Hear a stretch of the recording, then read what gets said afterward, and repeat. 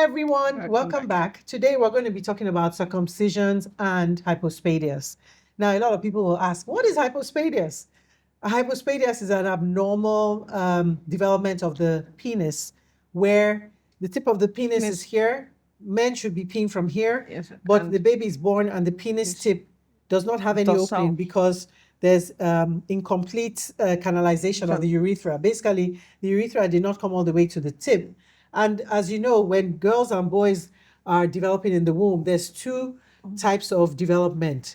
When an egg is fertilized, that egg is a hermaphrodite until the Y chromosome comes and meets the egg, and then it develops into a boy. Or the X chromosome comes, meets the egg, and it develops into a girl. So there's two different what would we call it? There's two different brands of development for boys and girls. The boys are the Wolffian duct, and the girls are the Mullerian duct. Now, each step of the way for the development of a male child or female child, there's different stages. And part of a child having hypospadias happens because there's incomplete development of the penile urethral opening. Now, go ahead. We were just talking about this and felt it's important because some doctors, some people want to circumcise their child. When a child is born with hypospadias, you do not circumcise. The reason is if the penis tip is supposed to be here and the child is peeing from below, that means that has to be repaired. Repaired first. For them to repair it, they'll need the foreskin. So mom, dad, if you notice that your child is born and the tip of the penis, the urethra, which is where urine comes out from, if it's not at the tip and it's below, underneath, or sometimes epispadias where it's on top. If you notice that it's anywhere but the tip of the penis, please do not allow any doctor to circumcise your child.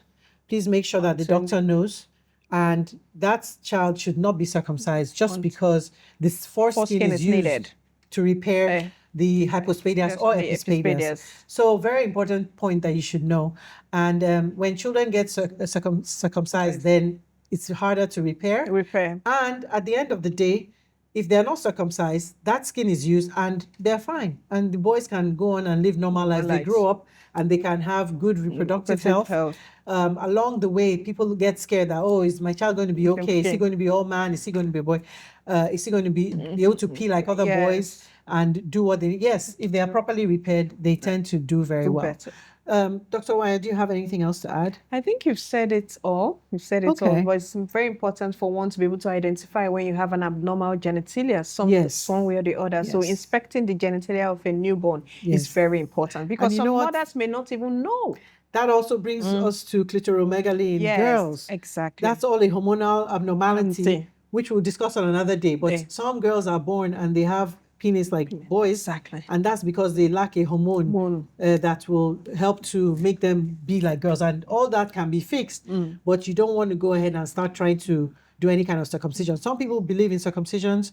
Some people don't. So whichever cultural, exactly. Whatever you prefer, please see your doctor and let them know that your child, you learnt on our podcast, on our platform, that when a child has an abnormal penis or an abnormal reproductive system, no circumcision should be done. You can always circumcise later if it's been ruled out that your child doesn't need to have the foreskin for repair. But always, always, always, please make sure that you do not circumcise a child with an abnormal penis tip.